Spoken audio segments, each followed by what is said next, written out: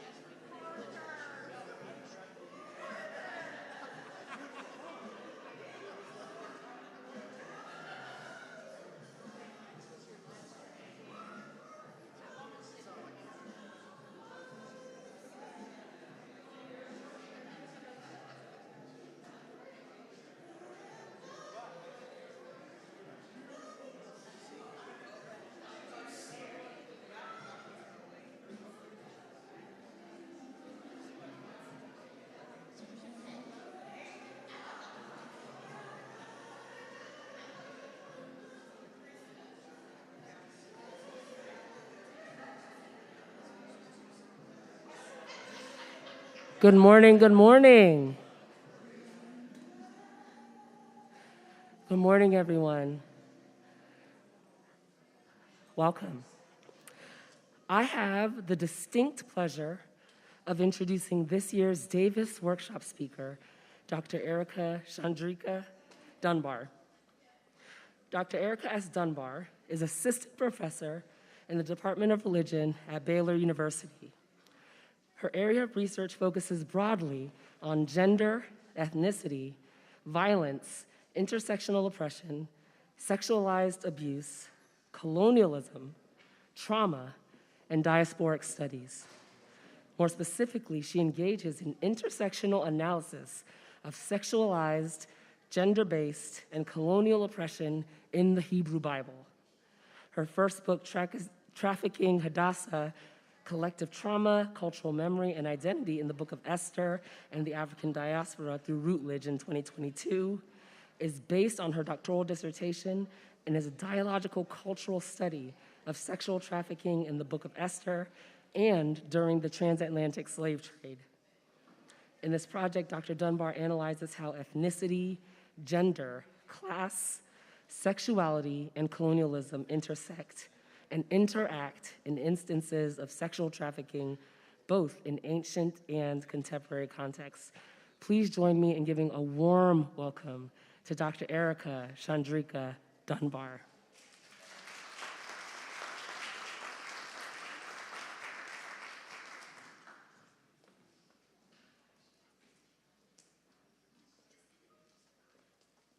Good morning. What a privilege and an honor it is to be with you all sharing this morning.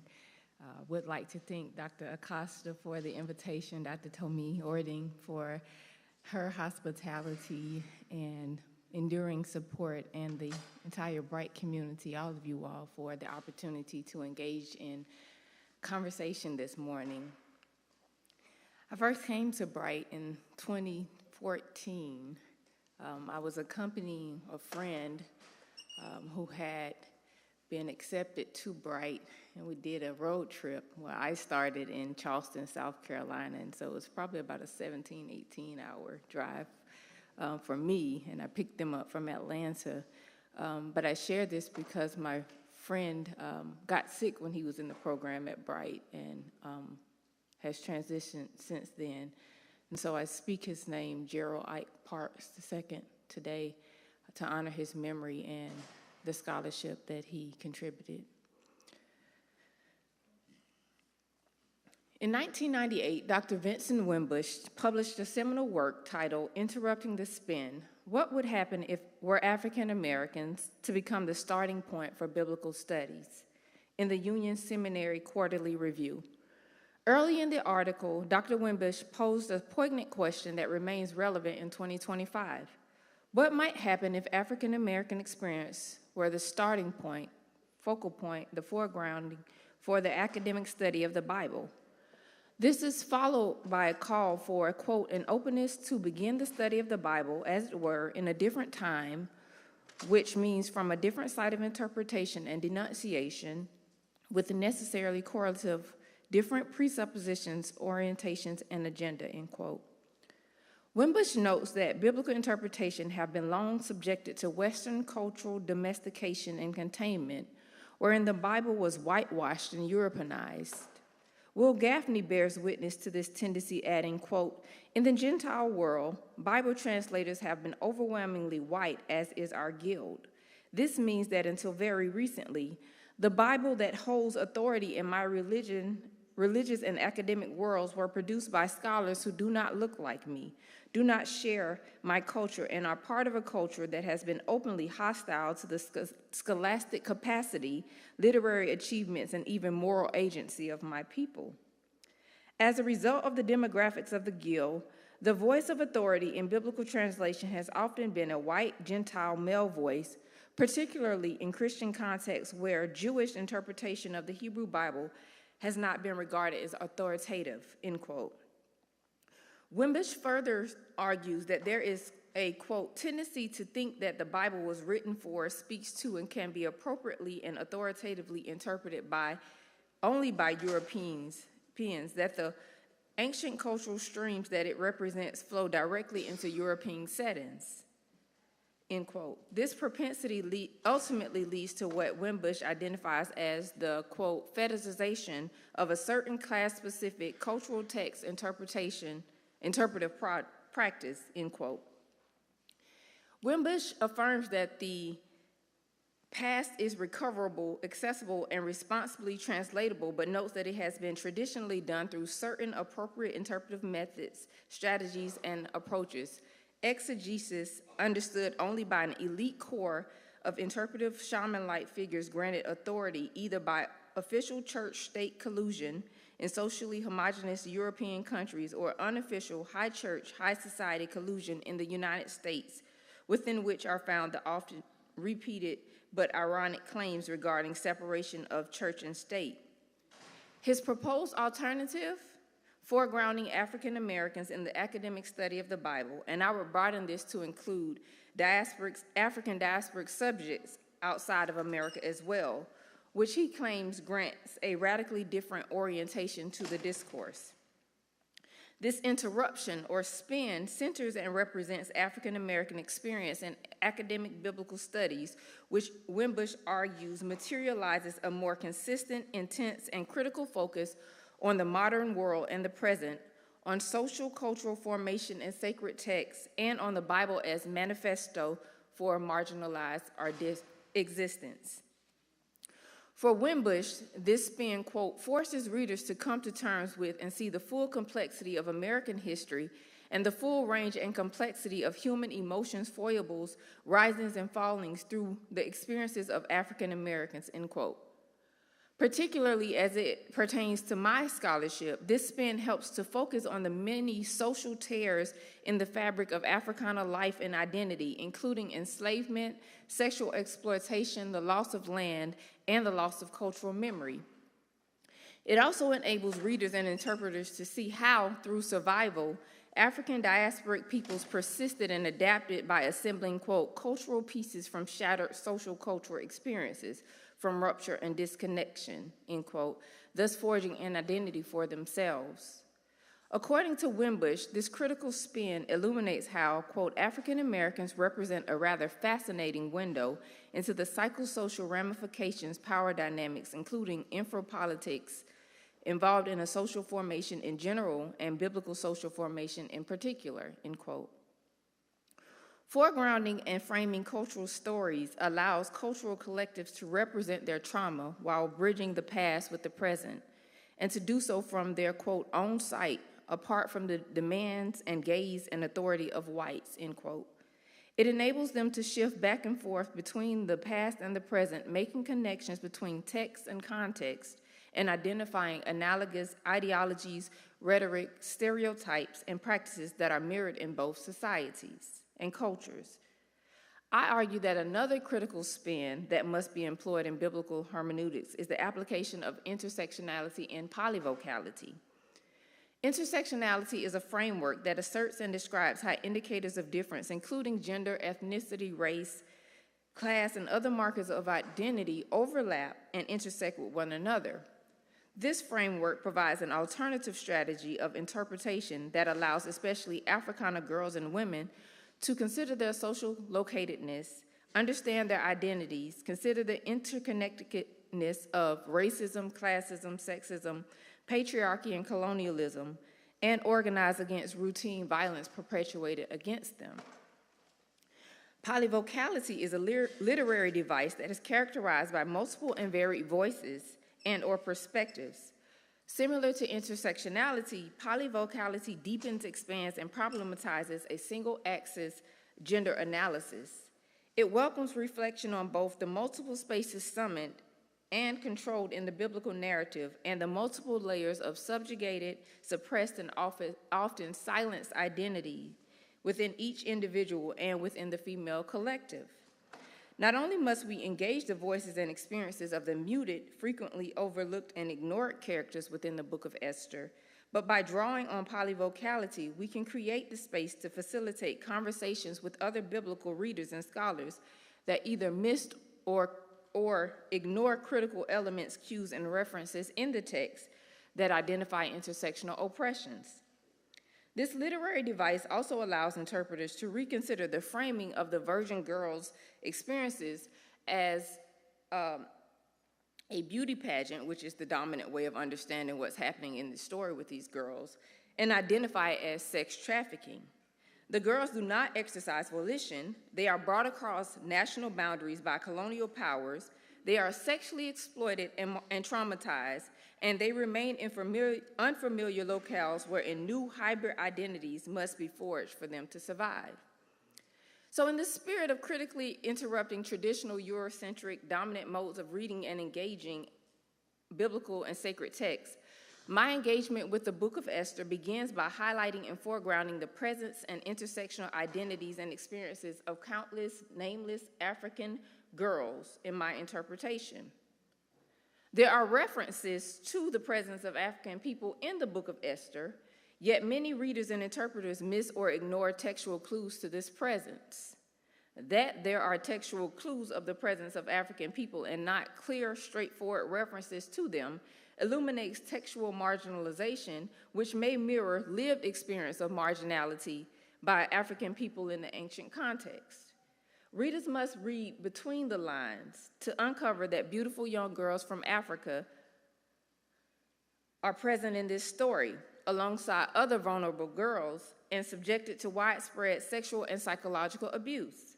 This type of narrative marginalization and erasure that African girls endure also constitute violence, narrative violence, which may compound the physical and sexual violence that they experience. In this presentation, we will focus on speech and the lack thereof as a lens through which to perceive the presence and understand the plight of African girls in the Book of Esther. Specifically, I assess male speech as it intersects with female silence and silencing in the Book of Esther and its history of interpretation, noting how gendered speech and silence functions. Foremost, this presentation illuminates that the speech of eunuchs, male figures, reveal both the presence and of African girls in the text and the multiple layers of trauma that they sustain. Secondarily, the presentation shows that attention to speech and silence enables readers to perceive how power is embodied and used by articulate or speaking and non-speaking figures in the ancient Persian context. I will show that speech is a tool of the dominant and powerful to exert control over vulnerable and minoritized groups. At the same time, silence is imposed on members with certain intersectional identities. Here, the focus is on female, colonized ethnic minorities to disempower and disenfranchise them.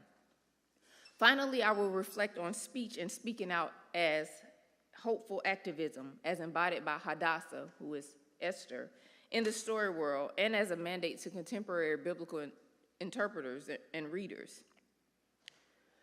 Speech is a significant feature in the Book of Esther as it is connected to one's ability to disempower and or empower people, especially in colonial contexts such as the one depicted in the Book of Esther. For example, near the beginning of the first chapter, the king commands 7 of his eunuchs to bring Queen Vashti before him so that he can show off her beauty to his inebriated guests, an act that is sexually exploitative and dehumanizing. Queen Vashti refuses, but her resistance is not narrated in her own voice. Rather, it is conveyed through the speech or the voices of the eunuchs, which can be perceived as an act of narrative disempowerment through silencing. The king then verbally consults sages about how to respond to Vashti's defiance. The response is a lengthy speech by Memucan, who proposes Vashti's banishment and replacement, which is then authorized and legalized by the king. Not surprisingly, Queen Vashti is silent during this entire scene where Memucan's speech functions to disempower her by stripping her of her status as queen and disenfranchise her through displacement or banishment. He even verbally demotes Queen Vashti before she is physically demoted through banishment. When describing Queen Vashti's behavior to the king, Memucan refers to her twice as Queen Vashti and twice as the king. However, he removes her honorific title as he instructs the king to ensure that she never becomes comes before the king again and calls for her to be replaced. He merely refers to her as Vashti. Queen Vashti's banishment and imposed silence functions to physically silence her voice, as Mehmet can perceive and express that Vashti's resistance would inspire contempt for all the men throughout the kingdom. The suppression of her voice and speech is also a literary tool applied by the author narrator that is likewise applied to potential replacement queens in the next chapter. The imposed silence, coupled with forced displacement, functions to disacknowledge their personhood, dehumanize, and objectify them. Carolyn Yee describes the phenomena as a form of gender disenfranchisement, wherein dominant voices, often male voices, shroud out muffled voices of the less powerful, often oppressed female voices, through silence and treatments. Speech also functions to introduce the African girls in the story world, although they are not introduced through their own or even the narrator's voice or speech.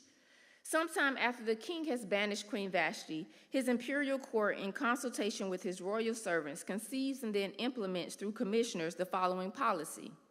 Let beautiful young girls, virgins, be sought out for the king, and let the king appoint commissioners in all the provinces of his kingdom to gather all the beautiful young virgins to the harem in the citadel of Susa under the custody of Haggai, the king's eunuch, who is in charge of the women. Let their cosmetic treatments be given them, and let the girl who pleases the king be queen instead of Vashti. This is chapter 2, verses 2 through 4. It is in this speech of male figures, eunuchs who serve the king, that readers become aware that young girls from provinces throughout the Persian kingdom, including African regions, are sought out for the king, gathered and taken to Susa, and placed under the custody of Haggai, one of the king's eunuchs, to prepare for their one night with the king. These vulnerable, minoritized, and marginalized girls and their stories are filtered through the speech of male eunuchs who communicate with the purpose of offering a suggestion for how to replace Queen Vashti. In this way, the African girls' lives and experiences are distinct from, but are uniquely intertwined with Vashti's life in more ways than one. They are all victims within this trafficking and exploitation system. Additionally, the African girls and other virgin girls collectively bear the consequences of Queen Vashti's singular resistance to sexual abuse and exploitation.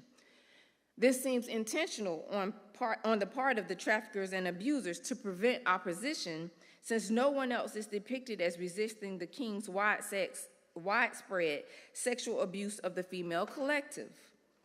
This is a clear example of a personal issue between a man and his wife becoming politicized, and subsequently collateral and cumulative consequences are imposed on the bodies of African females.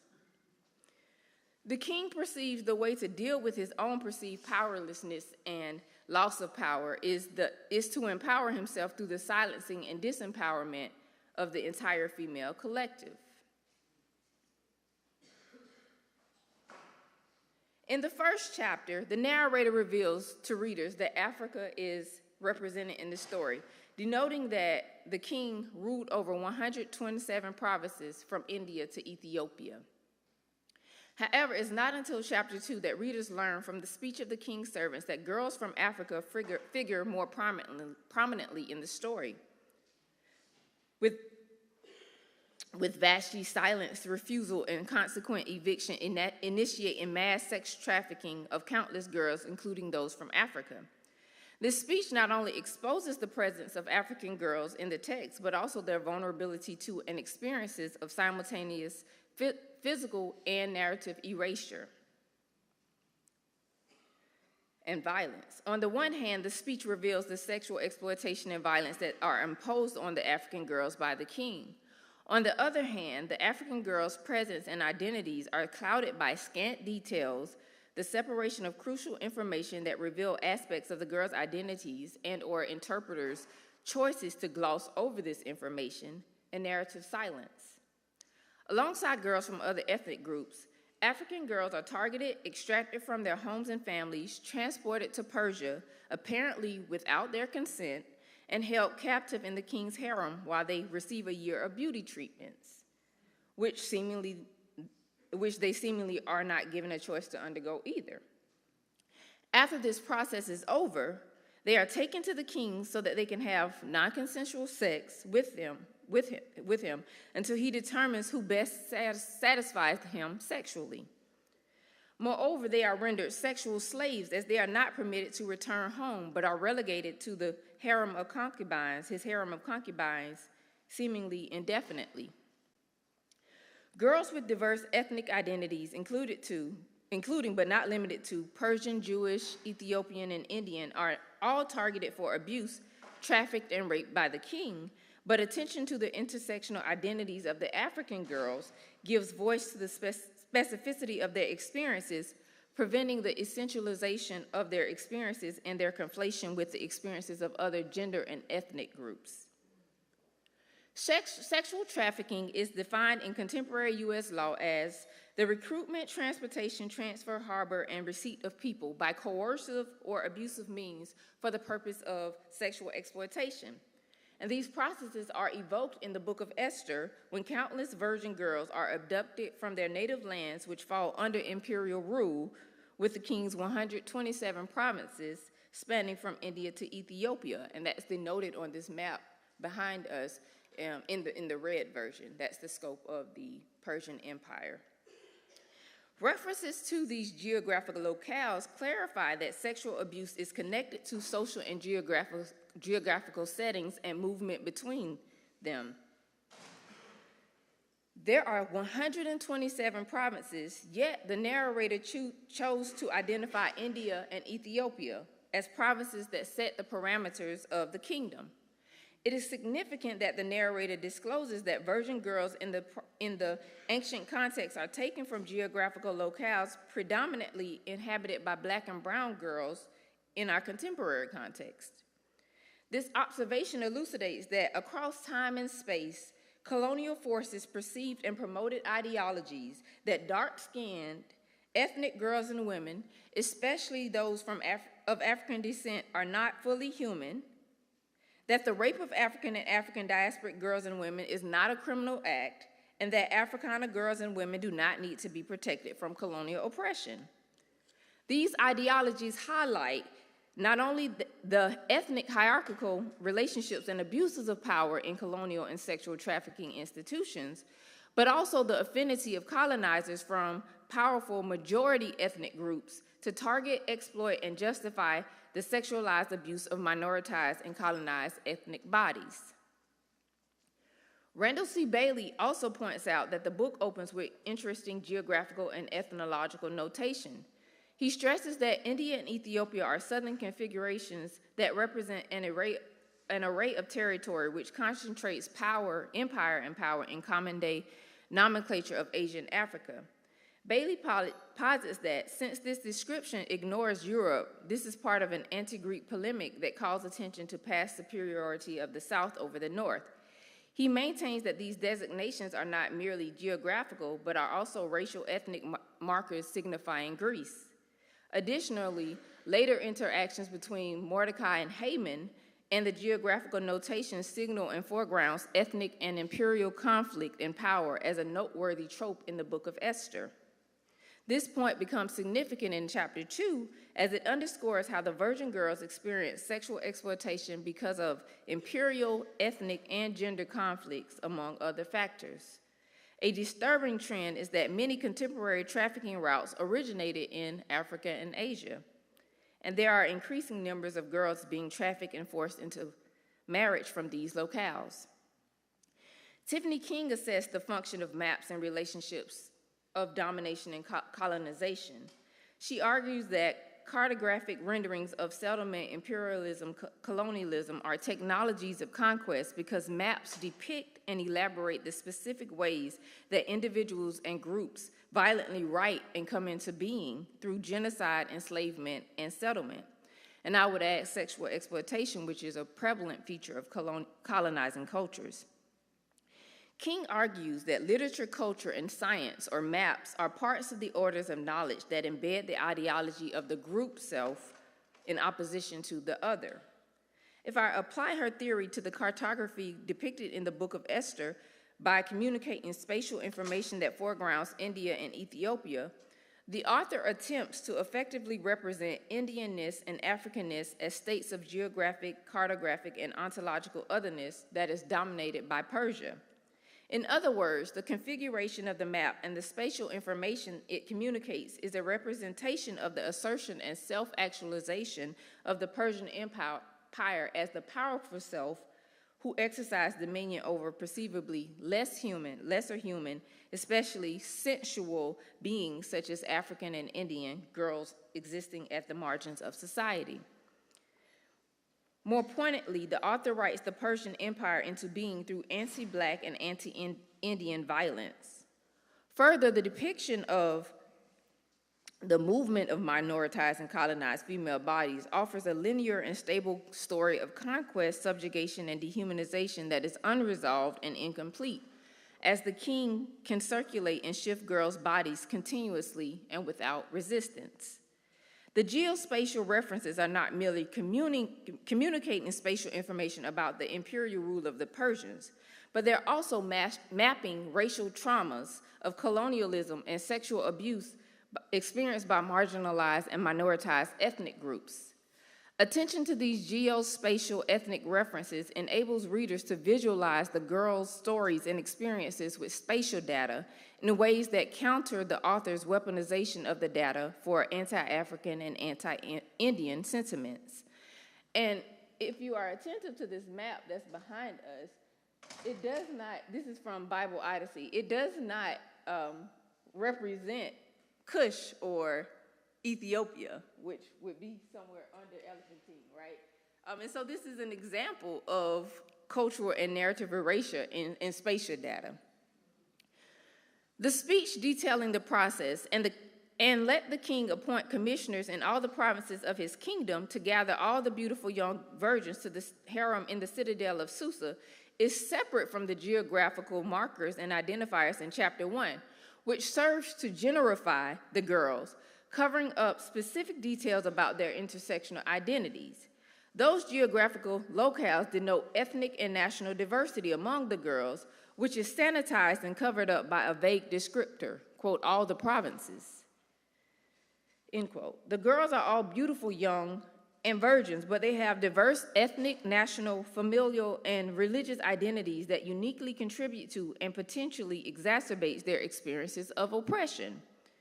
Gender, ethnicity, class, status, nationality, physical beauty, virgin status, and sexual ability all intersect with silence and invisibility to render these African girls subordinate and victim survivors of sexual exploitation in ways that are similar to, yet distinct from ways that other privileged members of the female collective experience subordination and violence.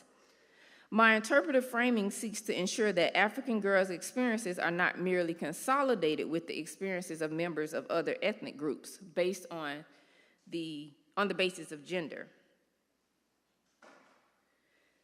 These girls experience multiple layers of violence and trauma in the ancient context. They are extracted from their families and communities. Many are isolated and subjected to constant surveillance by eunuchs, at least one of whom trained them for their one night with the king. And then they are sexually abused by the king.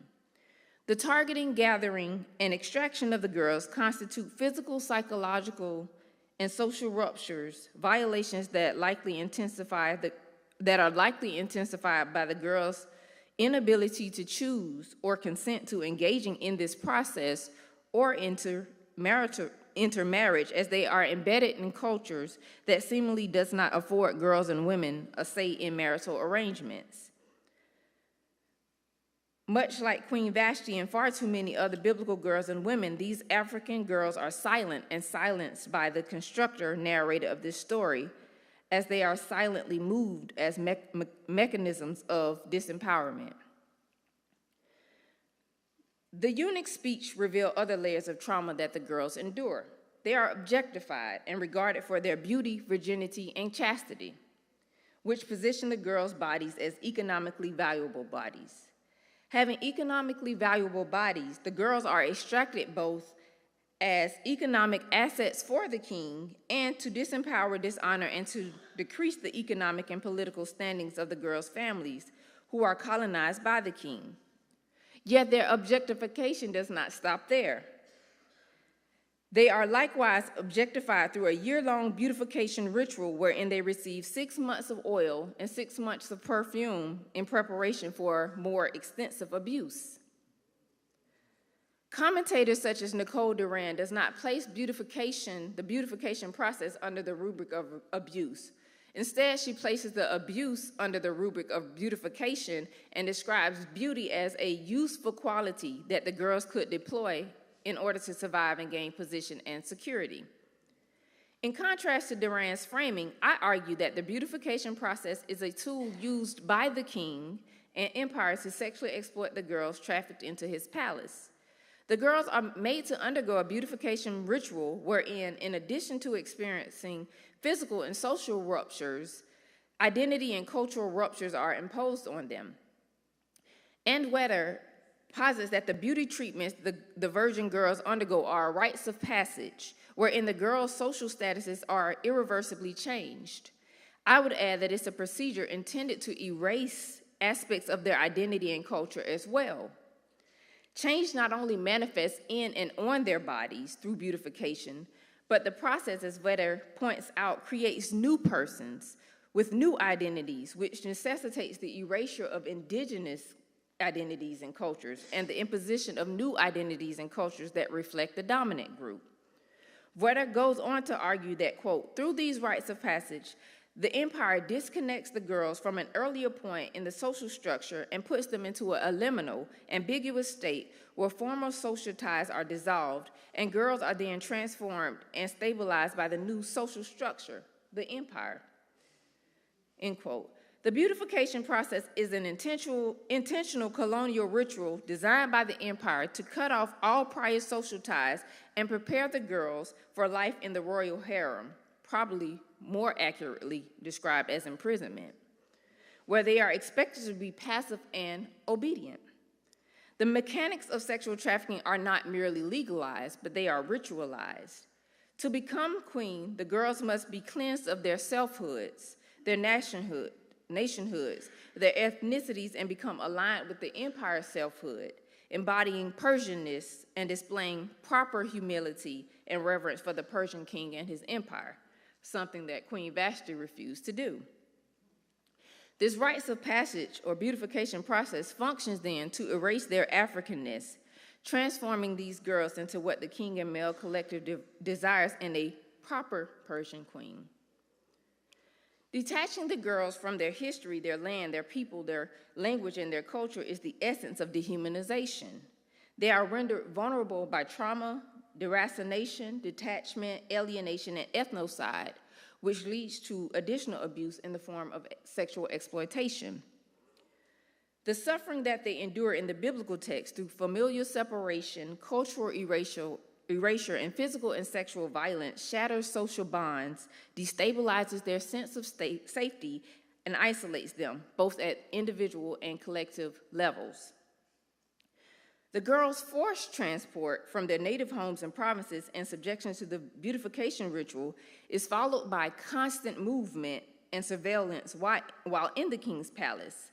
The narrator details that there is a harem of women, often translated as a harem of wives, and a harem of concubines, each under the custody of a eunuch. This setup sounds much like contemporary sex trafficking hotspots, wherein victims are taken to a location for exploitation and heavily guarded. The details of Chapter 2 make it clear that not only do eunuchs suggest the exploitation and abuse of the virgin girls, but that they are active participants in facilitating it. They guard the girls, they provide cosmetic treatments, they feed the girls, they have power to advance girls and instruct them what to take from the harem when they go in and is forced to have sex with the king. Dr. Randall Sue Bailey also illustrates that the eunuchs who attend the king I'll put that in quotes, attend the king are sexually exploited by the king in the same manner that the virgin girls are. He shows that the verb sharath, translated as to attend, has to do with sexual activity, but is framed as royal service, which covers up the sex embedded within the text. And the reference that he uses is the 1 Kings 1 passage where David, and I'm going to use a euphemism for this, David is old and cold. He can't get it up, right? And so this young, beautiful girl, Abishag, is brought to try to warm him up, right? And so, and she's attending to the king, right? We laugh at this, but this is sexual abuse, right? This young, beautiful girl is brought to King David in order to ensure that he's not sexually impotent, but at the end, it says that he is. It shows that he is. And so Bailey shows us that attending to the king has a sexual function, right? So Bailey's exposure of this abuse sheds light on why the servants may make the suggestion to seek young virgins for the king. They too are victims of the king's sexual exploitation, perhaps attempting to free themselves from the abuse. The king acquiesces, incorporating the eunuchs into the abuse of the girls. This point illustrates trends in contemporary sex trafficking practices, wherein victims of abuse are often forced to participate in trafficking enterprises by soliciting other victims, surveilling them, priming them through beautification practices, pimping them, and sometimes by sexually exploiting the new victims themselves. One wonders if Haggai is culpable for sexually abusing Hadassah, since she quickly receives cosmetic treatments, food, mates, and the advancement to the best place in the harem after pleasing Haggai and winning his favor. Perhaps Hadassah's pleasing Haggai is analogous to how the other girls endeavor to please the king. It is interesting that she is described as winning both Haggai and the king's favor. The eunuchs aid the king in gaining access to other vulnerable bodies, the bodies of virgin girls who are stripped of agency and power when abused by the king. Similarly, the eunuchs are stripped of agency and honor when the king sexually abuses them. This story makes it clear that sexual relationships with females and eunuchs are an aspect of royal practice that are exploitative and comprises an abuse of imperial power. Attention to both collectives is necessary because, as Lloyd Llewellyn-Jones points out, women and servants too often fade into the background of androcentric Persian royal texts. Girls and eunuchs are viciously manipulated, exploited, and abused by the king. Attention to the eunuch's speech and actions enable us to perceive that their bodies, the minoritized and marginalized bodies of females and eunuchs, become the battlegrounds onto which imperial wars manifest. This observation also invites us to be attentive to and resist abuse in same-gender relationships. As noted in Chapter 2, in preparation for and as part of sexual exploitations, the girls are moved from one harem to the king's bedroom to another harem. Silence and visibility to the outside world and constant movement enables this trafficking culture to thrive. During this time, the girls, although invisible to their families and loved ones, are hyper-visible to the eunuchs who surveil them throughout the process, which may function to quell any resistance by the girl. Isolation without communication may function to prevent confrontation from their families and community. Who guarantees these girls' safety? No one. But males throughout the text guarantee their exploitability and facilitate it. They treat these girls and women as property of men who are to be controlled, manipulated, and violated. Before shifting to delineating the type of narrative erasure and abuse that African girls endure, I want to bring into focus the violence that the girls experience after their one night with the king. After they are dismissed from the king's bedroom, they are sent to the harem of concubines. The king's engagement with the girls during and after sex is so callous. The text reveals, quote, she did not go back into the king again unless he delighted in her and she was summoned by name, end quote. To the king, the girls are merely flesh that he circulates and penetrates to satisfy his own flesh. He does not even dignify them, by calling them by their names unless he is delighted by their abuse. As the story is constructed and narrated, only one girl is identified by name, leaving readers to read between the lines to discern what this detail might indicate about the scope and scale of the way this king exercises power in cruel and inhumane ways against silent and silence-violated girls. The king embodies power in this text by commanding abuse, which is actualized through the circulation and penetration of silent, colonized, ethnic female bodies.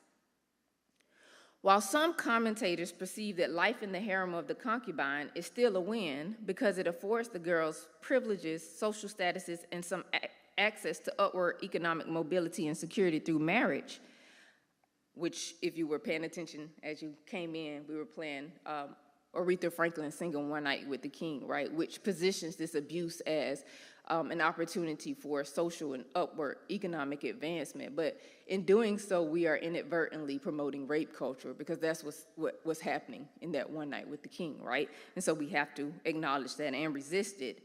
I argue that the girls become the king's sex slaves. Concubinage is a controversial term in connection with the Hebrew Bible. It tends to refer to a Roman social institution rather than an Israelite one. Suzanne Schultz argues that several biblical texts suggest that a pilagesh, which is the Hebrew word translated as concubine, is a young girl who grows up to become an enslaved woman with no further function but to sexually please her master and increase his progeny. She asserts, quote, "It is urgent from an etymological, exegetical, and ethical perspective to establish the meaning of pilagesh as a girl who grows up in involuntary sexual bondage," end quote. Accordingly, the noun should be translated as, quote, "mostly a sexually trafficked girl in lifetime sexual bondage to produce progeny to her master." And this describes the situation of the girls in the Book of Esther exploited by the king. They lack sexual autonomy, and their role is to please the king. And while there are no references to children, one has to imagine that the amount of girls that he sexually exploited, some type of pregnancy, a number of pregnancies may have resulted from that abuse. So whether we name it pilagesh status or biblical concubinage, it has overtones of enslavement and sexual exploitation. Joanna Stiebert cautions readers to be attentive to and to critique the social status because of its association with gender hierarchy and the ownership of women, and because of the potential to downplay abuse and inequity that takes place in marital arrangements that depend on complex arrangements of domination. So in the preceding section, I outlined some of the physical and psychological violence that girls in the Book of Esther endure as revealed through the speech of the eunuchs. And now I will reflect on instances of narrative erasure and violence. Foremost, the African girls are depicted as silent and nameless. They do not speak. They do not share their own story. Rather, their story is told by the eunuchs. Carolyn Yee tags this type of literary behavior as, quote, coercive oppression, end quote. Oppressive silencing that takes place within the lived experiences and narration of girls' and women's lives. For Yee, this type of narrative violence entails withholding a woman's voice to diminish a woman's power. She argues, quote, for the author, permitting a character to have a voice or to be named in the text is to empower that character, while conversely, disempowerment can be achieved through denying the character an utterance of sound, end quote, which she defines as imposed silence. She further notes that the coercive suppression of voices is often deployed against members of communities that do not conform to or align with the authoritative voices as a means of maintaining power and control over others. The African girls are subjected to imposed silence, as are other female figures throughout the book, which seems like an intended strategy to disempower the female collective narratively, just as there is a deliberate silencing of the female collective in the ancient context through Vashti's banishment. There are three named females in the Book of Esther who verbally communicate: Queen Vashti, Queen Hadassah, and Zeresh, who is the wife of Haman. Vashti and Hadassah's voices are represented through eunuchs' voices throughout the first 4 chapters, as eunuchs carry messages between the king and Vashti and between Esther and Mordecai. Zeresh's voice is twice depicted as speaking alongside Haman's friends, male friends. At no time does she speak alone. The author completely denies Queen Vashti the utterance of sound, permits Zeresh to utter sound only alongside men, and Hadassah to utter sound to men, the eunuchs, to communicate with another man, Mordecai. There are no direct speeches between women. The female speeches are controlled by the author-narrator, possibly men, and are limited to men in service of male agendas. As she asserts, this may be a tool of the author or narrator to disempower the female characters by limiting and denying their speech. This literary mechanism is not surprising. It is characteristic of many biblical texts that were produced by patriarchal cultures that necessitate the rule and dominance of males and emphasize traditional gender roles such as female silence and submissiveness to men. The technology of coercive oppression thus stems from normalized patriarchal powers being entrenched within longstanding cultural practices, traditions, and institutions. While the limited mention of African girls in the Book of Esther and the Bible generally reflect the cultural and social norms of that time, there's an intentional act of silencing African girls and women through narrative choices about whose and what stories and voices are worth amplifying. The lack of representation of African girls and women and the trauma that they endure in our interpretations have serious implications for how these texts are read and understood in our communities. When we fail to foreground African girls and women in the ancient context, we perpetuate, albeit inadvertently sometimes, the marginalization and violence against the collective group in contemporary settings. Additionally, the African girl story is filtered through the voices and perspectives of males who both suggest and implement their abuse. This raises several concerns. First, by not overtly identifying the victims and focusing on a singular named victim, it suggests that only certain people's stories and voices are worth readers' and interpreters' attention. Secondly, it gives the abusers control over the narrative, which may prevent the girls from sharing their own stories, leading to further isolation and feelings of helplessness. Thirdly, it can perpetuate a cycle of abuse, undermining the girls' credibility, engaging abusers to continue their harmful behavior. Fourth, it enables abusers to assert and perpetuate harmful stereotypes and justifications for abusive behaviors. And finally, it allows for distortion of the truth. Abusers can manipulate the narrative to downplay or deny their actions, which inaccurately represent the girls' experiences. Namelessness is another frequent narrative trope for biblical girls and women. There are hundreds, if not thousands, of unnamed girls in the Bible and women in the Bible who are often identified by their social statuses, their social roles, and relationships to men. Their anonymity often functions to signal their roles as minor or secondary characters, passive characters who advance plots that center named primary figures. Adele Reinhardt's note that, quote, the absence of a proper name contributes to the effacement of absence, veiling, and suppression of identity, end quote. Namelessness not only suppresses girls' and women's identities, but is another signifier of their disempowerment. Each of these girls had names, yet only one girl's name is disclosed. As Elizabeth Blackfish points out, their anonymity highlights their place in the literary pattern of nameless victims and serves to generify them so that their identity is absorbed into the wider female collective. Will Gaffney asserts that name and name-calling, calling someone by her or his name, have a particular significance for womanists and other readers in the African diaspora, especially in contexts in which slaving and or colonial culture has imposed its names on people and places in place of the names given within a community for its people and places. I've already given us two examples of this where Hadassah is renamed Esther, Cush is renamed Ethiopia, and we can even talk about the renaming of a body of water, the Gulf of Mexico, as an assertion of political prowess.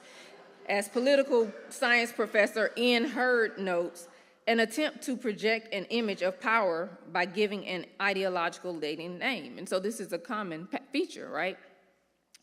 Gaffney goes on to share that, quote, in the American slaveholding context, enslaved Africans and their descendants were renamed by their captors and those who purchased, held, and bred them. Retention of African names was normally forbidden and punishable through torturous, if not fatal, means. We must also be attentive to the ways that in enslavement and trafficking cultures, namelessness and the imposition of degrading names, such as Mammy, Sapphire, Jezebel, the B word, whore, and horse function to justify oppression and to allow victim survivors of such atrocities to fly under the radar, often preventing their identification. I deliberately refer to who many of you call Esther as Hadassah, entitled my book, Trafficking Hadassah, as a purposeful move to counter the abuse of imposed names and the contestation of identity and erasure of culture through that process. I also do it as a form of activism to hashtag say her name to counter trafficking attempts of invisibilizing those who experience abuse and exploitation. I find it interesting how Hadassah is stripped of her Jewish name, both in identity, both in the text and in the naming of the biblical book. Is it not strange that the book bears Hadassah's Persian name Esther in the Hebrew Bible? Like silence, namelessness functions mimetically to teach readers and hearers of this text who matters, how and why they matter, and who deserves our attention and activism. In Esther discourse, unfortunately, the African girl's experiences have been subsumed under and often conflated with the experiences of members of the more prominent ethnic group, the Jewish collective, namely Hadassah. Yet there are differences in their experiences. For example, Hadassah is named, and both her Persian and Hebrew names are given, while all the African girls experience anonymity. The African girls are subjected to invisibility, while Hadassah experiences hypervisibility. Hadassah receives a formal introduction in chapter 2, while the African girls are introduced covertly in the servant's speech. The narrator provides an intergenerational introduction of Hadassah's family, even referencing a significant event that shaped their Jewish identity in the past, and details that one family member is present and communicates with Hadassah throughout the narrative, while the African girls' families are completely absent from the narrative. Moreover, Hadassah speaks throughout the remaining chapters, while the African girls are utterly silent throughout the entire book. There is no hint in the text of the African girls' verbal resistance to being transported to Susa, placed in the royal harem, and systematically raped by the king. Nor do we hear the protest of these girls' families or other members of their communities concerning their capture, displacement, and sexual violation. These literary features constitute not only gender disenfranchisement, but ethnic disenfranchisement, where dominant voices of the author, narrator, and contemporary commentators silence the voices and experiences of the less prominent collective depicted in the book, and that's these African girls. Their presence, agency, autonomy, and voices are suppressed, while imperial colonial forces ensure their utter abandonment and isolation. Additional silence by contemporary readers and interpreters mask the abuse and ignore oppressive ideologies embedded within the text that justify their oppression. For far too long, readers have been conditioned to gloss over the presence of and experiences of these African girls. Part of that conditioning is narrative silence and silencing by those who constructed the story, narrated the story, and by those of us who interpret the story. Bailey asserts that the other reasons for not acknowledging these atrocities is that, on the one hand, the practice of sexual exploitation is so horrific that rather than being bothered by its presence, we develop a strategy of not seeing what's there. On the other hand, personal biases and opinions have led translators to cover up true meanings of words that conceal the presence of sexual acts and or references to them. Others might ignore these details in service to embracing and celebrating a singular hero or heroine, which is problematic on many levels. Dangerously, it invisibilizes and trivializes widespread enactments of violence against multiple vulnerable people, vulnerable people, and it ignores potential collective efforts of destabilizing and countering systemic abuses. I believe that our affinity to create and embrace heroine tropes have contributed to the problem of rendering the other, in this instance, the non-hero or heroine other, as not worthy of interpretive analysis and advocacy. It sets up a dynamic where we celebrate singularity over collectivism and celebrate Hadassah as if she's the only one, as if she alone experienced and resisted traumatization. Dauntingly, she is not even depicted as resisting sexual exploitation and abuse of the female collective, rather, cultural genocide of the Jewish collective after being pressured by Mordecai to do so. All efforts of resistance to the sexual exploitation, if any, are muffled. This frames the female collective as passive victims, which may not be the case. It is possible that there was opposition by these girls and their families, just as Hagar, an enslaved, trafficked, and sexually abused Egyptian female, dissented against sexual exploitation by Abraham, Sarah, and their God. The African girl's presence in the story world begins and ends with narrative erasure and silence. They are non-speaking, anonymous victims who are treated like commodities. They are acted upon from their vague introduction in this story until they are sent to the harem of the concubines and erased from the rest of the written story. They are victims of the personal vendetta of the king, of the political campaign of the male collective, and victims of choices beyond their control. The Book of Esther is not the only biblical book that features sexual abuse against African females. In the book of Genesis, Hagar, who I already mentioned, is forcibly transported from her home, Egypt, subjected to imperial and colonial powers embodied by people with different ethnic identities, and endangered by unrelenting physical, sexual, psychological, religious, and spiritual violence. I've argued elsewhere that Hagar is trafficked by Pharaoh and Abraham in exchange for Sarai, and for the purpose of labor. She is later exploited for sex and for a child by Abraham and Sarah, her new masters. Yet other intriguing parallels between the narrative centering African girls and women exist. Foremost, their forced displacement, their forced diasporization, and abuse seem to take place when they are young, which gives us clues to their vulnerability. Another similarity is that they suffer separation from family members and that there is no record of their family members resisting their exploitation. And that is not to suggest that their family members participate in their oppression, but this may be another form of violent narrative erasure that endures to disregard the agency and defiance of their families and communities. After all, they too are colonized. These stories, when read intertextually and through the lens of intersectionality, illuminate how girls and women from the continent of Africa have been perceived as exploitable and rapeable. Hagar and countless nameless African girls in the Book of Esther are sex trafficked in ancient contexts in ways that are analogous to and resonate with the experiences of African and sexualized experiences of sexualized violence in histories of Africana girls and women in the modern era.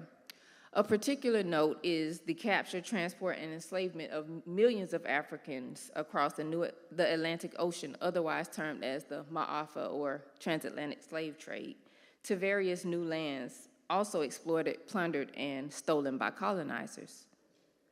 Enslaved African girls and women became property of slave owners who had control over their bodies, physically and sexually, much like Abraham, Sarai, and King Xerxes exercised control over the bodies of these African girls and women. Further, by exoticizing African girls and women, colonizers, slave owners, and other abusers legitimized the subjugation, seizure, and enjoyment of sexual exploitation in ways that biblical translators often legitimize the sexual abuse of biblical girls and women. This strategy positions African females as threatening and reviled, yet at the same time seductive and thus deserving of sexual abuse. Recognizing these various forms of violence against African girls and women in biblical texts is an essential step towards sensitization to the presence of sexual trafficking and enslavement, even as they manifest in different forms in our own midst. The ideologies and negative stereotypes woven into the stories, coupled with silence and invisibility, are violent and induce psychological harm, which further exacerbates the sexual harms that they endure. Intersectionality and attention to polyvocality is instrumental in alerting readers to figures who experience identity and narrative erasure, such as Hagar, the other unnamed enslaved Africans trafficked alongside Hagar, which we don't talk about either, and the African girls in the Book of Esther who all experience physical and psychological abuse in diasporic contexts. Furthermore, the framework clarifies that virgin girls in the Book of Esther are not privileged to ascend the social hierarchy as Hagar through her status as Abraham's wife, nor are they featured as main characters in the story. Their violent abuse remains quieted by many writers, narrators, and interpreters who embody privilege as storytellers, as story performers, and as story evaluators with the power to continue to relegate this important group of beings to the margins. Sexual trafficking is a crime that operates in and thrives on silence and secrecy. In modern contexts, although trafficking cultures are extensive and exist worldwide, they are often invisible to most. Traffickers exploit silence and secrecy to lure victims and prevent families and other loved ones from locating victims and intervening. As well, victims often resort to secrecy and silence because of shame and fear of further abuse and violence. Similarly, sex trafficking in the Bible is often hidden or rendered invisible by readers and interpreters of sacred texts. Euphemisms and cover-ups that conceal depictions of exploitation and terror, things not articulated by authors and narrators, suppressed details through narrative erasure, and muted and de-amplified voices and perspectives all contribute to silence and secrecy, obscuring the sexual abuse and trauma embedded within these texts. Yet, unnervingly, trafficking is also clearly pervasive and sometimes conducted with the complicity of God. How about that? Attention to intersectionality enables readers to perceive the role of ethnicity in contributing to female experiences of and vulnerability to exploitation. Likewise, intersectional frames help interpreters to understand that Africana girls and women are especially targeted for enslavement and trafficking because they represent a minoritized and therefore more easily exploitable group. When we put biblical African girls and women's experiences in dialogue with experiences of enslaved African girls and women during the Transatlantic Slave Trade, and even now, we might better see acts of trafficking, enslavement, and colonial and imperial rape across contexts as records of collective and intergenerational trauma. As biblical interpreters, we must stop sanitizing and rebranding sexual relationships such as sexual trafficking and concubinage, where there are distinct power differentials between men and women as consenting and legitimate marital relationships. Identifying the exploitative practices detailed above as what they are, namely sexual trafficking and enslavement, can galvanize contemporary readers and interpreters to critique and resist gender-based violence and other human safety and rights violations. Briefly, I'm going to close by reflecting on speech and biblical interpretation as hopeful activism. In the earlier sections of this presentation, I focused heavily on how speech and the lack of speech or silence was used to disempower people, especially women in the ancient context. I especially note how silence and anonymity overlap to disenfranchise, control, and subjugate the female figures represented throughout the book. But speech also becomes a primary tool for Hadassah to resist and save the Jewish collective from annihilation and to advocate for justice. Hadassah is depicted as an articulate and strategic agential figure, though limited her speech and actions may be.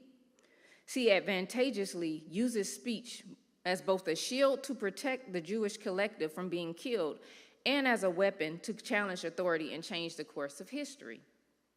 She deploys strategic silence and timing, keeping her ethnic identity a secret until the opportune time, knowing that speaking out prematurely could jeopardize her mission. She puts her life at risk to speak to the king.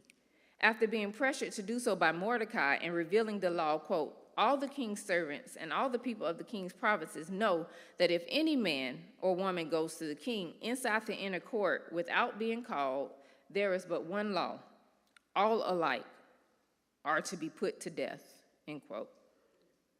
She tactically uses sex and sexuality to provoke the king to extend his scepter to her so that she can share her story, which illuminates her courage and conviction to stand against oppression and violence, even considering that the cost can be death, literal death. She also engages in diplomatic persuasion, wherein she doesn't immediately demand what she wants, but invites the king to a series of banquets to build trust and help the king perceive the enormity of the threat against their lives. Her speech is heartfelt and personal.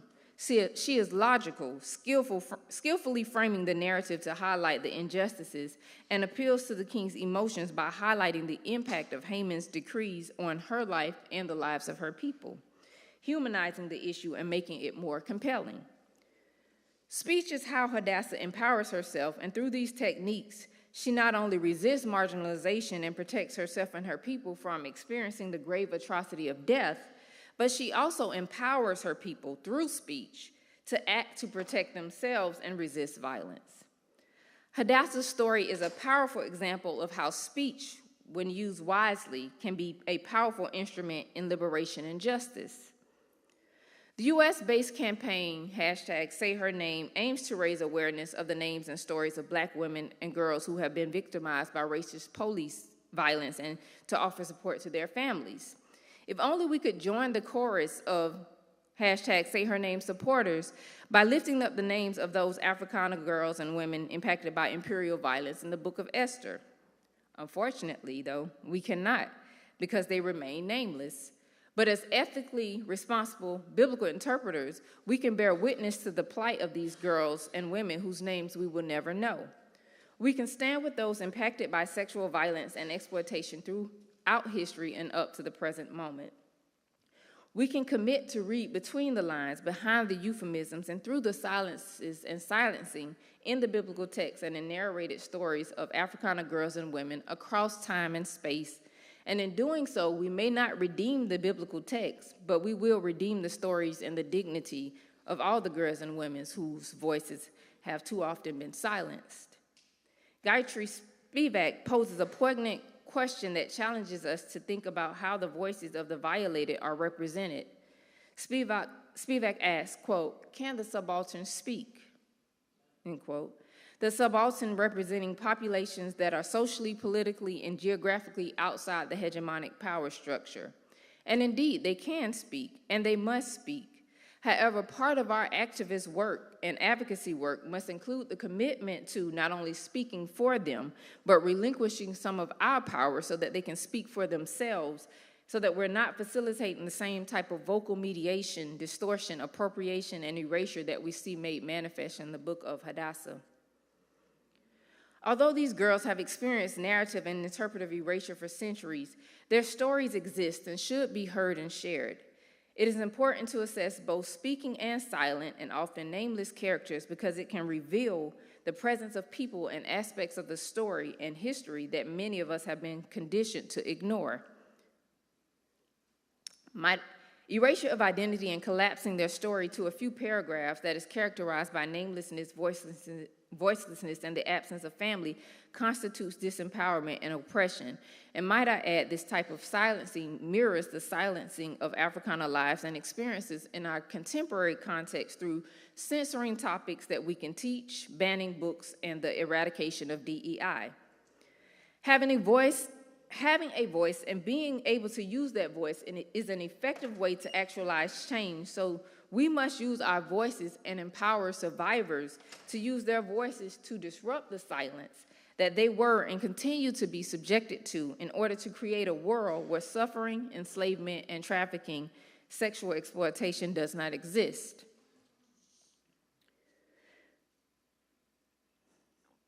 I also read the Book of Esther through the lens of horror. I perceive the king's remembrance of Queen Vashti as her haunting him in response to his attempted erasure of her. She may not have been physically banished, but it seems that she still occupies his mind, which may be a form of psychological resistance to physical and narrative erasure. As well, I read the silence of all the nameless victim survivors of sexual exploitation as a haunting mechanism, offering pleas for enfranchisement, pleas for safety, self-actualization without contestation and endangerment, pleas for affirmation of their humanity. Their silence also holds the potential to haunt contemporary readers, imploring us to see them, to hear them, to share their stories. The silence challenges us to stop misreading, and stop misrepresenting them in our interpretations of sacred texts. If we pay attention to the words not spoken in the Book of Esther, we can see that silences throughout this narrative present soundless shrieks and inaudible stutters of throbbing hostility, paralyzing trauma, and abject terror. Their silence speaks of both the heavy burdens of societal constraints placed upon particularly African girls in the text, and it speaks of and against what Saidiya Hartman describes as the interchangeability and replaceability endemic to the commodifications that these girls embody and endure. Their silence bears witness to the difficulty of embodying Africanness in contexts that intentionally devalue, degrade, deflate, and dispirit them, something that Tracy West describes as, quote, hypocritical, paternalistic, and predatory regard for Africana humanity and African natural resources, end quote. The silence also speaks volume through the actions, choices, and contexts into which these girls are placed, sounding off resilience and the strength amidst experiences of violent traumatization. The sound of these voices is not an audible one, but an evocative one that resonates through their stories. Silence can be profoundly loud, often carrying more weight than words, but I believe the silence calls us to use our words, to use our speech and our written words to resist bodily, spiritual, and narrative exploitation and violation to these African girls and women, and more broadly to girls and women across the globe, ensuring their safety. Tracy West argues that hope is found in vigorous defiance of cultural devaluations that make violence against girls and women of African descent and others seem socially tolerable.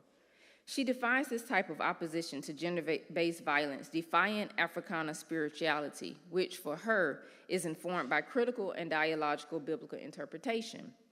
Defiant African spirituality, claims West, explicitly contests the role of racist historical patterns that have anchored political hindrances to freedom from gender violence, bodily violation, and sexual exploitation.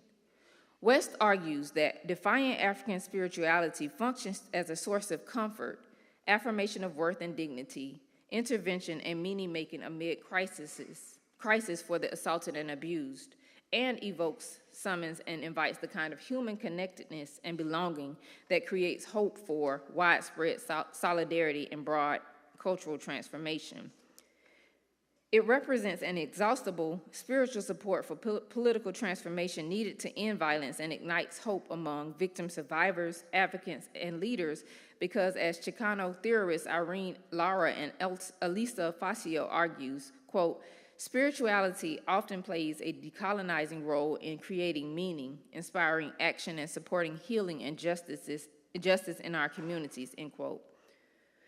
West emphasizes that defiant Africana spirituality demands attention to the memory of past centuries of sexual violence against women and girls of African descent by European and American Christians, as well as African male traders who played a key role in selling them to European Christians. The recovery of that history provides a means for remembering how religious-based spiritualities and socioeconomic ideologies bequeath a legacy of systematically preying upon human precarity across national borders and reframe kidnapping as salvific and gender violence as a blessed transactional entitlement, says West. For West, defiant Africana spirituality and hope are interdependent and constitute a process of learning from and about strategic responses to violence, which fosters solidarity within which hope can be found. She maintains that the birthing of hopefulness for anti-violence transformation can evolve through a process of learning, especially through unconventional sources of knowledge and dissonance. I argue that one such unconventional source is oral storytelling, which preserves the collective histories and collective memories of cultural groups and can be juxtaposed with biblical stories. As West points out, oral witness is a comparable knowledge-bearing witness to written scholarly textual sources. In the Book of Hadassah, written communications or edicts is a favorite tool of the king, as literacy is associated with colonialism. The embrace of oral traditions by marginalized and colonized groups provides verbal evidence of their lived experiences that articulate resistance to written historical erasure. Finally, West insists, quote, freedom demands memory, not forgetfulness. Memory expands our capacity to be conscious of the moral consequences of these patterns. It allows us to recognize the necessary role of transformational power dynamics where alternative, innovative realities of racial and gender relational rebuff gender violence, end quote. Not only must Africana people cultivate defiant Africana spiritualities, but we need allies who are willing to develop and deploy defiant spiritualities and disruptive biblical interpretations that will materialize the change that we need to create a more inhabitable and just world. For Dr. West, hope is sustained outrage and resistance and the formulation of alternative interpretation. She warns despair is in indifference. I hope that my engagement with the text has animated these African girls and women's lives and stories in ways that are not death-dealing, rather liberative and life-giving, encouraging, not indifference, rather alternative interpretations that motivate outrage and resistance to all forms of resistance. Thank you for your attention, and I look forward to our follow-up conversations.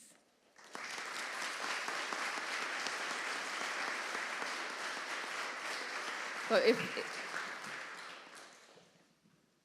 allow us to take a 15-minute break to go to the restroom and perhaps start conversations, and then when we come back, I have a few questions that will frame our discussion time together. So we'll start at 10:33.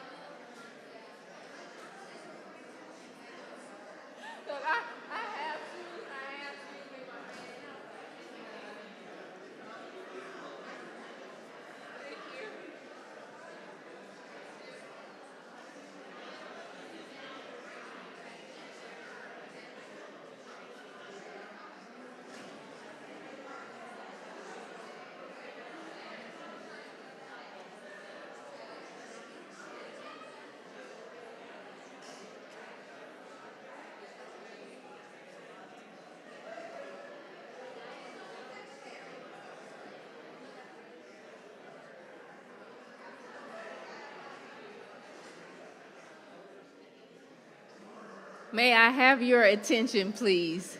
So we're going to transition into a time of communal reflection and sharing. And so I'm inviting us to start off this time by processing collectively. I know that it's customary for us to just kind of offer questions, comments, where this might resonate with us, or critiques. But what I want to do is offer us an opportunity to kind of collectively process this information, right? Because I know I hit y'all with a whole bunch of information that some people may not have considered. And so just in small groups for a few minutes, I want to invite us to think about and discuss what are some of the implications of reframing the girls' experience of abuse as sexual trafficking as opposed to a beauty contest or a beauty pageant. What has been the impact of foregrounding African girls and their experiences in the interpretation or interpretive process? Like, how has that impacted you to have the African girls and their experiences foregrounded in this interpretive presentation? What new insights have you learned about the story from the presentation, about the process of interpretation, and about yourself, right? And then what, if anything, are you willing to do differently as a result of this presentation and the conversations that we're engaging in? So these are just some questions that I want us to kind of unpack in smaller groups, and then we'll have a moment of sharing these insights, and then we'll follow that up with questions and other insights that you all might want to offer in this collective space. So for about, let's just say 7-8 minutes, would you all address 1-2 of these questions and then come back together for collective sharing?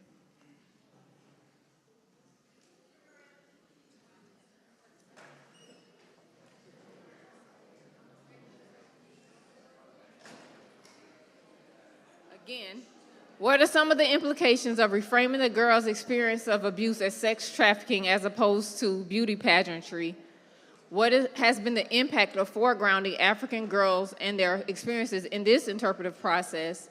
What new insights have you learned about the story, about the process of interpretation, about yourself? And then what, if anything, are you willing to do differently as a result of this presentation and conversation?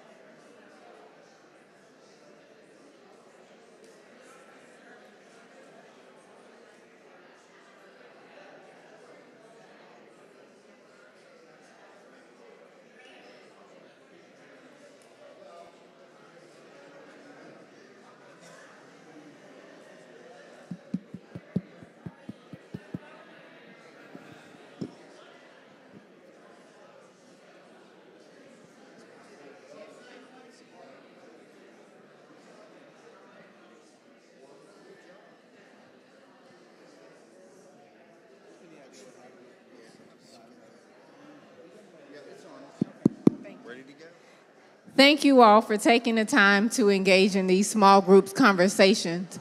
Let me invite us to a time of collective sharing.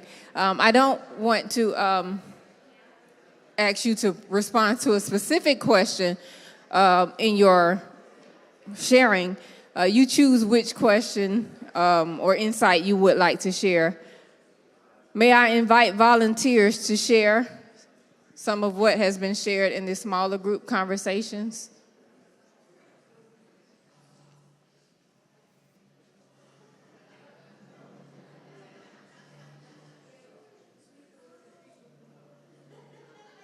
I heard lots of talking. Now you all sound really shy, which is why I gave us, I'll come back up here. This is why I gave us opportunity to talk in small groups. I know that not everyone would like to speak in the wider group setting, but thank you for those who are volunteering.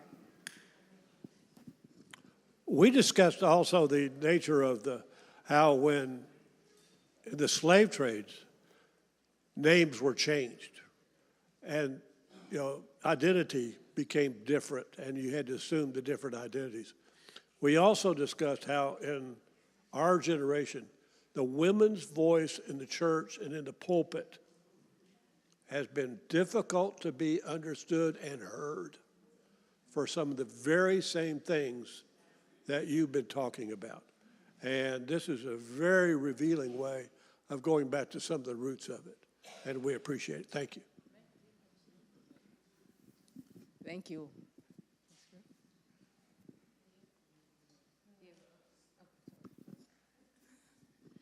I think we were discussing about the sexual trafficking, and I opposed to beauty pageant. I think we were in agreement that really beauty pageant, from my perspective, has always been some type of sexual exploitation.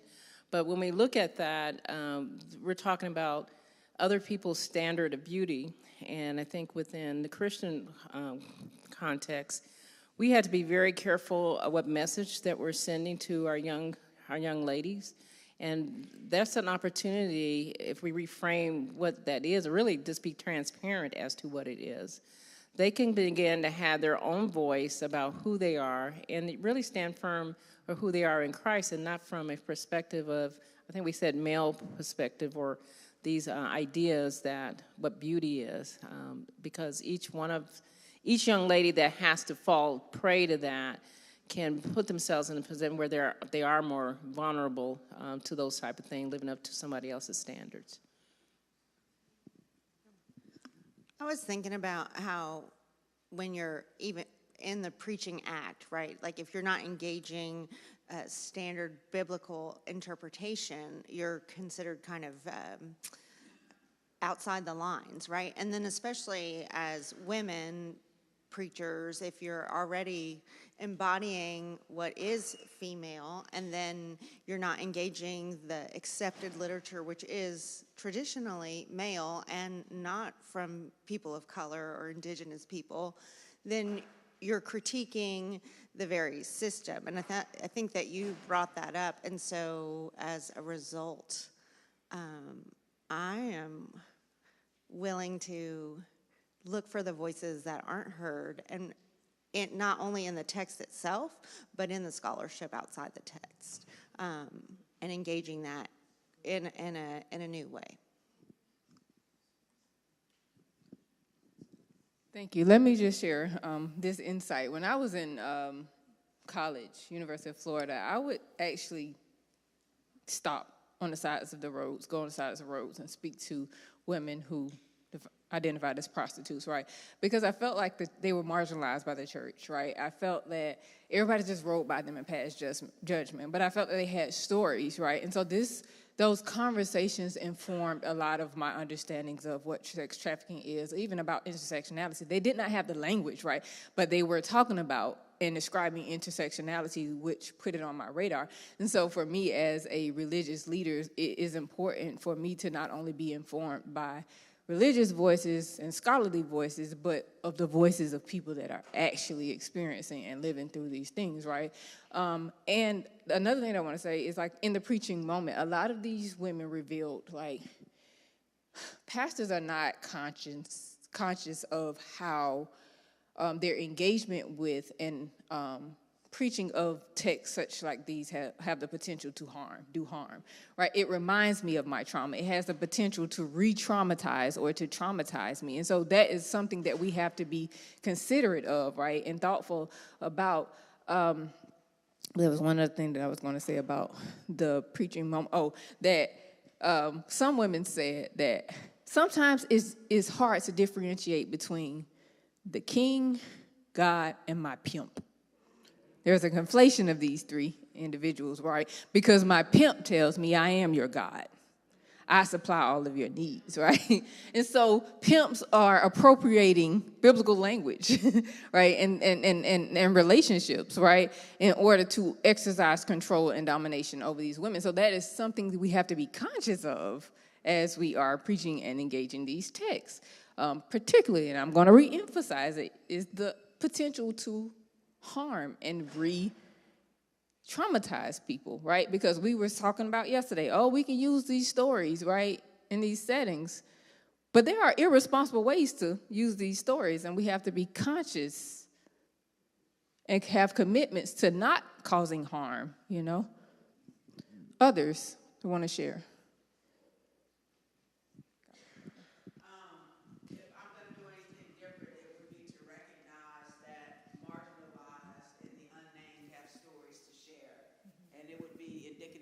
Us to share those stories. I'm done. Yeah, okay, thank you. Y'all heard her? Okay, good. Others. Remember, I talked about polyvocality. I value multiple voices, right? I've spoken to you for an hour and 15, 20 minutes. I want you to speak back to me. I want you to share, right? Because polyvocality deepens our analysis, strengthens our analysis, right? I'm going over here and I'll come right back. We've got to get away from the authority within this singular voice, right? This singular pastoral voice. Share some of that power. Right. First of all, I want to thank you for the presentation. It was awesome. What I gleaned out of the presentation, two things that kind of stood out to me. The whole presentation, it kind of reminded me of how you would take an ugly pig and put makeup and lipstick on it and say, oh, it's beautiful now, whereas you haven't dealt with the situation, you just try to dress it up. And so that's kind of what leaped out at me, is that ultimately throughout this whole scenario, it's basically over time we've just tried to dress it up.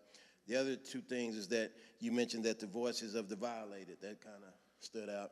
And then you mentioned that the shrieks and the stutters of those that were in captive.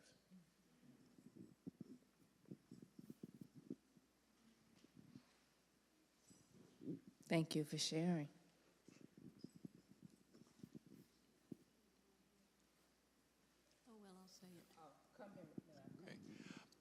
I apologize for coming in late and missing the first part of your presentation. But as you were talking, I thought about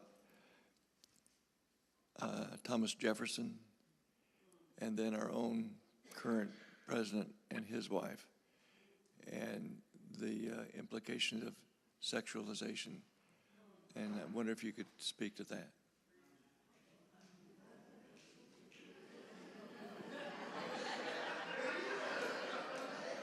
I mean, what can I say other than these are additional examples of the very thing that we're trying to highlight and critique, right? And that, as I pointed out in the presentation, that they, silence and invisibility, allow these things to be perpetuated, right? And it's normalized them. And so in order for these cultures and systems to change, we got to speak out. We have to critique. That's primary thoughts. Yeah. I think I saw a few hands, so I'm going to work my way around. But thank you for incorporating other stories, right? So you see just how pervasive this issue is. So one of the things that I was thinking about is even like you were saying, in the preaching moment, or in the way that we teach about and think about biblical interpretation, thinking through the use and the relationship between beauty and favor. and thinking about the pervasive idea that the divine prefers the beautiful. So like when you think about women who have been described as beautiful or attractive in the Bible, most of them were victims of sexual exploitation, like Bathsheba, like Esther. And there is a undercurrent, especially in Christian spaces, where this idea of beautiful is somehow, it's like almost like pretty privilege in reverse, but the pretty privilege gives sexual exploitation and abuse the ability to be perpetuated, because if you're beautiful, then you must be favored, so I'm not going to question your treatment. And we can add to that cleanliness, right? Right? Because that's another trope in the Bible that many people are obsessed with, right? Cleanliness, because it somehow reflects right relationship with God, right?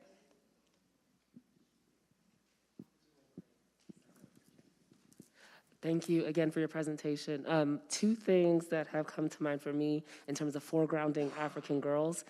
It just reminds us how many of us in this room are not owners of this story and can't do with it whatever it is that we choose.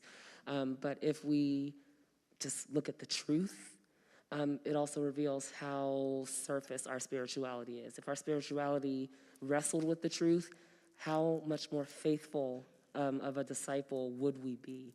And the second thing that somebody mentioned over there was around naming. And I'd be so curious what would happen if we called the oppressors by their names. So instead of King Ahasuerus, we'll say the imperial sex trafficker. And if we call him that throughout the story, how does that impact how it is that we relate to the lessons of the story as well? Yeah, thank you. I mean, I intentionally did not call the males' names as much as they are often called in our engagement with the text. I would use descriptors, right, to describe their relationship to the women, to reverse the type of erasure and oppression that we, as women, deal with as a means of helping us think through these power relationships, right? Was there a hand over here that I missed? Up here at the front. I'm coming over there, and then I'll come back to the center. Okay, so just a couple more questions and comments. I'll be quick because I really don't know how I'm going to frame it anyway. So, because of the systemic nature of the need to reframe systemically, I think that we have to recognize that that peeling away has to be surgical. Because in our quest to not continue to do harm in one place, in that preaching moment, we may inherently do harm somewhere else. So we have to be surgical in this reframing, and not to be so enlightened that we rush into our process of being different and doing it differently, that we somehow lose all of it because we weren't razor sharp enough about the way we peeled it away. So it has to be done, but it has to be, we have to take the systemic and do it systematically so that we are able to then teach, give people what they need to be better, to see it differently, but not inherently be dismissed because it was too hard for me to hear it the way you brought it. That's all. Take one more comment. And I hope to have modeled something for you all that you all could take back to your own context, right? We got to collaborate. We got to do this thing together, and it has to be systematic, right, and systemic in order for it to be effective. Just a brief comment. On the Song of Songs where it says, I am black, and beautiful or black but beautiful? Which do you translate it as? I am black and beautiful. Because I am. And so are all of these women. And again, beauty is something that could be framed in different ways, as we talked about the problematic nature of it, but it also is a very positive attribute, right, that helps people lean into affirming their own identities, cultural, ethnic identities. And so we've got to find ways of cultivating positive, affirming interpretations instead of those that endeavor to divide us, right, and to exploit and oppress us. I really appreciate this time together, and I hope that it's been fruitful for you all to learn something differently about this story. I am around if you have further questions, and I have one other book that I'm willing to give away. I don't know a creative way to give away, but I do have a book that I'm brought to give away. Dr. Acosta.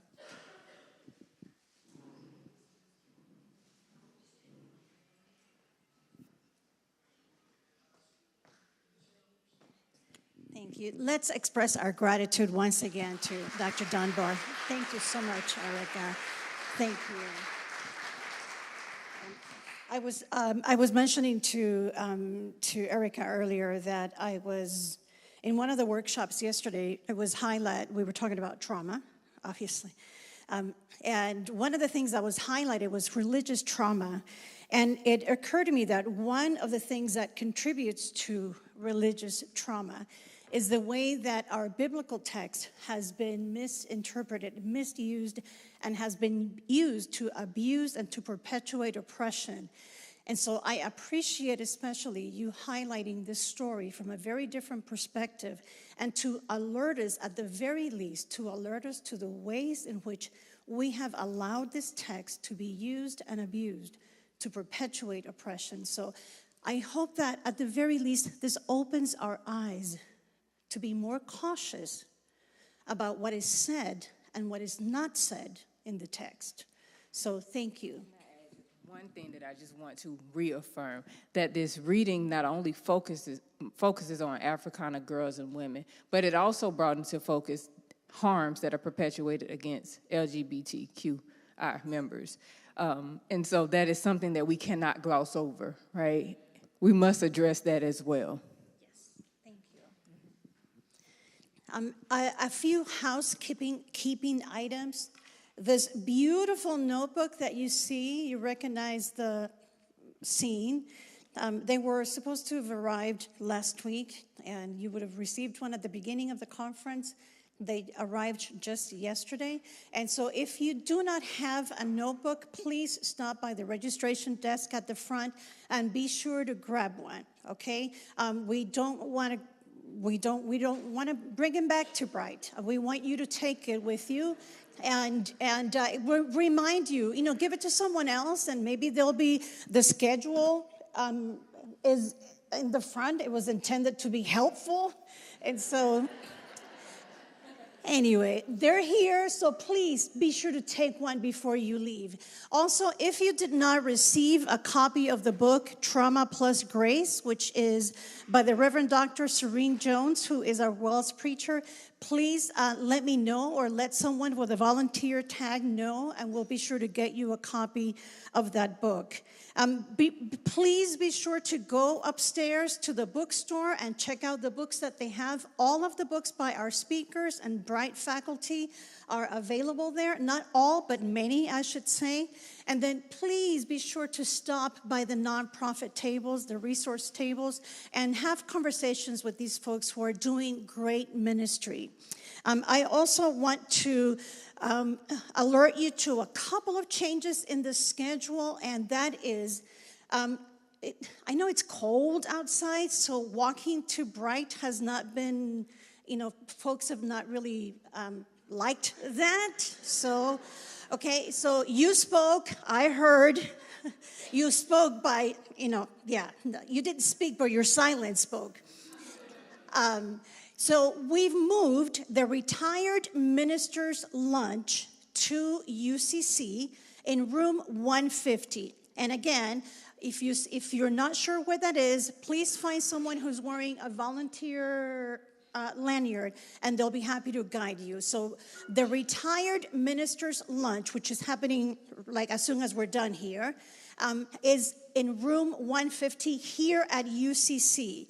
Also, the workshops we've had to pivot with the workshops again so that we can keep everything here at UCC and not have to walk over to Brite. So if you signed up for Tomika Jacobs' workshop, which is utilizing contemplative spiritualities as models for transformation in caring professions, this is directed to social workers, chaplains, counselors. That workshop is going to happen here in Walker Hall. If you signed up, yes, you don't have to walk across to Brite. If you signed up for Katie Hayes' workshop, A Clergy Gets Real About Depression, that is going to appropriately be in the chapel. Again, if you don't know where that is, please find someone with a volunteer lanyard and we'll guide you to the chapel. So Katie Hayes' workshop will be in the chapel. If you signed up for Grisel Batista's workshop, which is self-care and trauma in healthcare, please do attend that workshop if you signed up for it. She's got some really good stuff that she's ready to share with you. And that workshop is happening in room 251. It's on the second floor by the beautiful gallery area where the art is. It's right in that area, room 251. Okay? If you have any questions about any of that, come and see me and I will take you myself to the room where you need to be. Okay, I think that was all that, yes, that's all I have for right now. I will see you all back here. Well, no, not all back here. Only those who are attending the Jacobs workshop at 1 o'clock.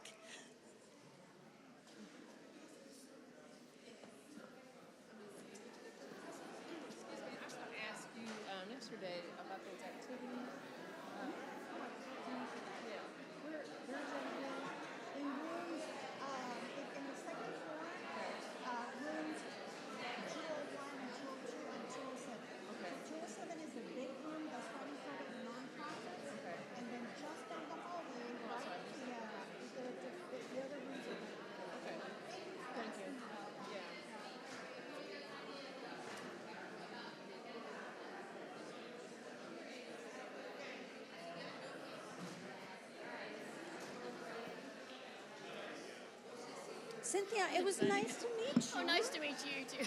I wondered about the